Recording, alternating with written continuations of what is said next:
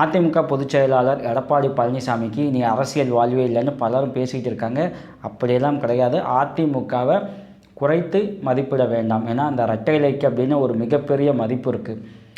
ஆனால் எடப்பாடி பழனிசாமியோட கடந்த கால அரசியல் செயல்பாடுகள் அதிமுக மேலே ஒரு சின்ன நம்பிக்கையின்மையை ஏற்படுத்தியிருக்கு. ஏன்னா அதிமுகவோட மிகப்பெரிய கொள்கையே திமுக எதிர்ப்பு மட்டும்தான். அதை எடப்பாடி பழனிசாமி கொஞ்சம் சரியாக செய்யலை.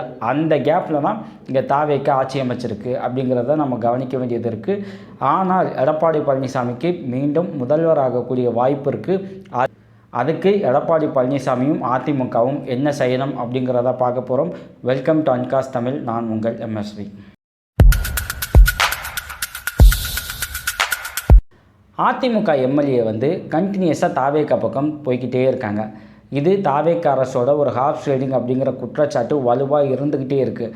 ஆனால் இன்னொரு பக்கம் எடப்பாடியோட தலைமை பிடிக்கல, எடப்பாடி செய்வது எங்களுக்கு பிடிக்கல அப்படிங்கிற ஒரு குறைபாடோடு இங்கே எல்லோரும் என்ன பண்ணிகிட்டு இருக்காங்க, ரிசைன் பண்ணிட்டு தாவேக்காவில் போய் ஜாயின் பண்ணிகிட்டு இருக்காங்க. எடப்பாடியோட தலைமை பிடிக்காததுக்கு ஒரே ரீசன் என்ன அப்படின்னா அதிமுகவோட இந்த கண்டினியூஸ் ஃபெயிலியர். இது மட்டும்தான். ஒருவேளை அதிமுக வின் பண்ணிக்கிட்டே இருந்துச்சு அப்படின்னா எடப்பாடியோட தலைமை மேலே இவங்க கேள்வி எழுப்பியிருக்க மாட்டாங்க. அதிமுக கண்டினியூஸாக ஃபெயில் ஆகிக்கிட்டே இருக்குது. எடப்பாடியோட தலைமை மேலே கேள்வி எழுப்பி இவங்க என்ன பண்ணியிருக்காங்க, தாவேக்கா பக்கம் திரும்பியிருக்காங்க. அப்போது எடப்பாடி பழனிசாமி ஒரு எதிர்க்கட்சியாக அவர் சிறப்பாக செயல்படலை அப்படிங்கிறது இந்த தோல்விக்கான மிக முக்கியமான காரணம். இப்போது இந்த டைமிங்கில் பார்த்தீங்க அப்படின்னா எடப்பாடி பழனிசாமியை விட்டு வெளியில் வந்த நிறைய பேர், CV சண்முகம் உட்பட பலர் என்ன பேசியிருக்காங்க, அவர் நிர்வாகிகளும் மூத்த தலைவர்கள் யார் எது சொன்னாலும் அவர் காது கொடுத்து கேட்க மாட்டேங்கிறார், எங்கள் பேச்சு அவர் கன்சிடர் பண்ணவே மாட்டேங்கிறார் அப்படிங்கிற ஒரு குற்றச்சாட்டை வைக்க ஆரம்பிச்சிட்டாங்க. இது அவரோட இயல்பான இது அவரோட அந்த எண்ண ஓட்டத்தை காமிக்குது. ஏன் அப்படின்னா ஒரு மிகப்பெரிய போராட்டங்களுக்கு அப்புறம் அதிமுக அவரோட கண்ட்ரோலுக்கு போயிருக்கு. இப்போது இவங்க சொல்வதெல்லாம் கேட்டோம் அப்படின்னா மீண்டும் இந்த கட்சி நம்மளை விட்டு போக வாய்ப்பு அதிகம் இருக்குது அப்படின்னு அவர் யோசிக்க ஆரம்பிச்சிருக்காரு.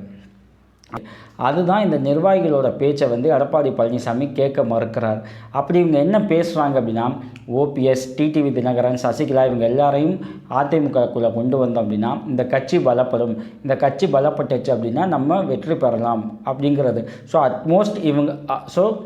அட்மோஸ்ட் இவங்களோட டார்கெட் என்ன அப்படின்னா அதிமுக ஜெயிக்கணும், நாமெல்லாம் அமைச்சராகணும், பதவி வரணும். இதுதான் அவங்களோட எண்ணம். அதிமுக ஜெயிக்கணும் அப்படின்னா இவங்க எல்லாத்தையும் கொண்டு வந்தோம் அப்படின்னா இந்த ஒருங்கிணைந்த அதிமுக இருக்கும்போது வாக்கு சதவீதம் அதிகரிக்கும் அப்படிங்கிற ஒரு விஷயத்தை பேசுகிறாங்க. ஆனால் இவங்களெல்லாம் கொண்டு வந்தால் தன்னோட இருக்கைக்கு பாதிப்பு வரும் அப்படிங்கிற ஒரு அச்சம் எடப்பாடி பழனிசாமிக்கு இருக்குது. அதுதான் இங்கே மிகப்பெரிய பிரச்சனையாக இருக்குது. இதை எடப்பாடி பழனிசாமி சமாளிக்க மக்கள் செல்வாக்கை இன்க்ரீஸ் பண்ணணும். மக்கள் செல்வாக்கை இன்க்ரீஸ் பண்ணணும் அப்படின்னா ஒரே ஒரு விஷயந்தான் பண்ணணும், திமுக எதிர்ப்பை வலுவாக எடப்பாடி பழனிசாமி செய்யணும். ஆனால் அதை செய்ய மறுக்கிறார். ஏன் அப்படின்னு நமக்கு தெரியலை. இதுக்கு பின்னாடி எதுவும் ரீசன் இருக்கா, இல்லை அவரோட இயல்பே அப்படி தானா அப்படின்னு நமக்கு தெரியலை.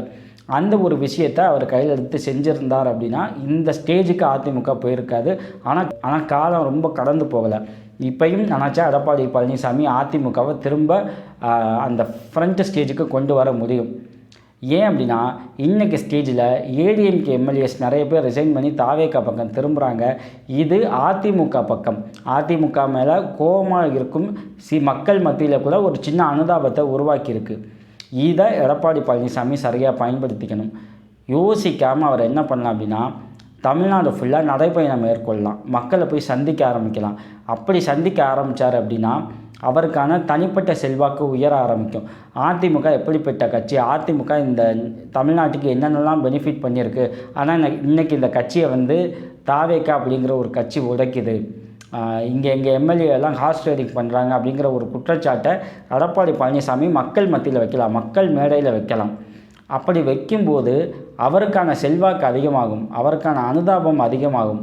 ஸோ இந்த அனுதாபத்தால் உருவாகிற அந்த செல்வாக்கு என்ன ஆகும் அப்படின்னா பிரிஞ்சு போனவங்களையும் திரும்ப அதிமுக பக்கம் கொண்டு வர ஆரம்பிக்கும். ஏன்னா உங்களுக்கு செல்வாக்கு அதிகமாச்சு அப்படின்னா அது எலெக்ஷனில் ஓட்டாக கன்வெர்ட் ஆக மிக அதிக வாய்ப்பு இருக்குது. மக்கள் மேடையில் இப்படி நீங்கள் டைரெக்டாக ஒரு குற்றச்சாட்டை வச்சு நீங்கள் மக்களை சந்திக்க ஆரம்பிச்சிங்க அப்படின்னா உங்கள் கட்சியிலேருந்து விலகி தாவேக்கா பக்கமோ இல்லை வேறு கட்சி பக்கமோ போகவும் நிர்வாகிகள் தயங்குவாங்க. அப்படி வரவங்களை சேர்த்துக்க அந்த கட்சிகளும் ஒரு தயக்கம் காமிக்கும். ஸோ எடப்பாடி பழனிசாமி தன்னோட செல்வாக்கு அதிகரிக்க இல்லை தன்னோட கட்சிக்கு இழைக்கப்படும் தீங்குன்னு நினைக்கிறாங்கன்னு வச்சுக்கோங்களேன். அதை தீங்குன்னு நினச்சிங்க அப்படின்னா அதற்கான சொல்யூஷன் நீங்கள் யார்கிட்ட கேட்கலான்னா மக்கள்கிட்ட மட்டும்தான் கேட்க முடியும். ஸோ எடப்பாடி பழனிசாமி இனிமேலாவது வீதிக்கு இறங்கி மக்களை போய் நேரடியாக சந்திக்கணும். அதுக்கு மாநிலம் முழுவதும் ஒரு நடைப்பயணம் மேற்கொண்டு தன்னோட கட்சிக்கு அதிமுகன்ற கட்சியை இன்றைக்கி எல்லாருமே சிதைக்கிறாங்க அப்படிங்கிற ஒரு குற்றச்சாட்டை மக்கள் முன்னாடி வச்சு மக்கள்கிட்ட நீதி கேட்கணும். அப்படி செய்யும் பட்சத்தில் அதிமுக மேலேயும் எடப்பாடி பழனிசாமி மேலேயும் ஒரு அனுதாபம் உருவாகி அது செல்வாக்காக மாறும். அந்த செல்வாக்கு வரும் எலெக்ஷனில் அந்த கட்சிக்கு வெற்றியை கொடுக்கக்கூடிய வாய்ப்பும் அதிகமாக இருக்குது. ரெண்டாவது, எடப்பாடி பழனிசாமி எந்த நிர்வாகி பேச்சையும் கேட்க மாட்டேங்கிறார் அப்படிங்கிற ஒரு குற்றச்சாட்டை சிவி சண்முகம் வச்சார். இன்றைக்கி நிர்வாகிகள் சந்திப்பில் பத்ம குமரேசன் அப்படிங்கிறவர் டிடிவி தினகரனை அதிமுகவில் சேர்க்கணும் அப்படிங்கிற ஒரு கோரிக்கையை வச்சுருக்காரு. அதை கேட்ட எடப்பாடி பழனிசாமி அவர் இன்னொரு கட்சியோட பொதுச் செயலாளர், அவர் எப்படி நம்ம கட்சியில் சேர்க்க முடியும் அப்படின்னு ரிப்ளை கொடுத்துருக்கார். இதில் கவனிக்க வேண்டிய விஷயம் என்னென்னா, அந்த ரிப்ளை வந்து ஹார்ஷாக கிடையாது, ரொம்ப சாஃப்ட் டோனில் அவர் கேட்ட கேள்விக்கு ஜென்யூனாக பதில் சொல்லியிருக்காரு. இதையும் அந்த பத்மகுமரேசன் தான் ரெஜிஸ்டர் பண்ணியிருக்கார். இல்லை அவர் எங்கள்கிட்ட ஹார்ஷாலாம் பேசலை, நான் கேட்ட கேள்விக்கு அவர் ஆன்சர் பண்ணியிருக்காரு, நான் என்னோட கோரிக்கையை வச்சுருக்கேன் அப்படின்ட்டு. ஸோ இந்த சேஞ்ச் வந்து எடப்பாடி பழனிசாமிகிட்ட வந்துடுச்சு. ஏன்னா நிர்வாகிகள் பேச்சை கேட்குறது இல்லைன்னு தான் இப்போ மெயின் குற்றச்சாட்டு. இப்போ பேச்சை கேட்க ஆரம்பிச்சிருக்காரு, அதுக்கு அவர் பதில் சொல்ல ஆரம்பிச்சிருக்காரு. அந்த பதிலை நிர்வாகிகள் அக்செப்ட் பண்ணிக்கிறாங்களா இல்லையான்றது செகண்டு. ஆனால் அவர் வைக்கக்கூடிய அந்த தன்மை இருக்குது பார்த்தீங்களா, அதில் சேஞ்சஸ் தெரியுது அப்படிங்கிறது நிர்வாகிகள் ரெஜிஸ்டர் பண்ணியிருக்காங்க. ஸோ இதுக்கப்புறம் டிடிவி தினகரனும் சசிகலாவையும் அதிமுகக்குள்ளே கொண்டு வருவாரா இல்லையாங்கிறது அந்த கட்சியோட நிலைப்பாடு, அதுக்குள்ளே நம்ம போக முடியாது. ஆனால் அதிமுகவுக்கு இன்றைக்கி இழைக்கப்படும் துரோகத்துக்கும் தீங்குக்கும் இந்த பின்னடைவுக்கும் அவர் யாருக்கிட்ட வந்து நீதி கேட்கலாம் அப்படின்னா மக்கள்கிட்ட மட்டும்தான் கேட்க முடியும். அதுக்கு எடப்பாடி பழனிசாமி மாநிலம் முழுவதும் மக்களை போய் சந்திக்கணும். ஆளுங்கட்சியோட தவறுகளை சுட்டி காட்ட வேண்டிய நிர்பந்தம் இருக்குது. ஏன்னா அதிமுக வந்து திமுக எதிர்ப்பில் மட்டுமே வந்த கட்சி. ஆனால் இன்றைக்கி திமுகவும் வந்து ஆட்சியில் இல்லை. இப்போ தாவேக்காவை எதிர்க்கக்கூடிய வலுவான காரணம் அதிமுக கிட்ட இருக்குது. ஏன்னா உங்கள் கட்சி ஆட்கள் தான் இங்கே வந்து பிரிஞ்சு போயிட்டு இருக்காங்க. இன்றைக்கி 7 தொகுதியில் பை எலெக்ஷன்னா அதில் 6 தொகுதி வந்து அதிமுக எம்எல்ஏ வந்து ரிசைன் பண்ணியிருக்காங்க. எடப்பாடி தலைமையை ஏற்று ரெட்டலை தான் வேணும் அப்படின்னு சொல்லி மக்கள் வாக்களித்து இந்த 6 எம்எல்ஏ வந்திருக்காங்க. அவங்க உடனே ஒரு மாதத்துலேயே ரிசைன் பண்ணிட்டு போகிறாங்க. அப்படின்னா இந்த அநியாயத்தை நீங்கள் வந்து தாராளமாக மக்கள்கிட்ட கேட்கலாம், அந்த தொகுதி மக்கள்கிட்ட பேசலாம். மாநிலம் முழுவதும் நீங்கள் போங்க, தொகுதி மட்டும் கிடையாது, மாநிலம் முழுவதும் போனோம் அப்படின்னா அதிமுகக்கான தீர்வு, அதிமுகக்கு என்ன சொல்யூஷனோ அதை மக்கள் வந்து கொடுக்க ஆரம்பிப்பாங்க. இது ஆளுங்கட்சி மேலே ஒரு அதிருப்தியும் வெறுப்பையும் உண்டாக்க ஆரம்பிக்கும்.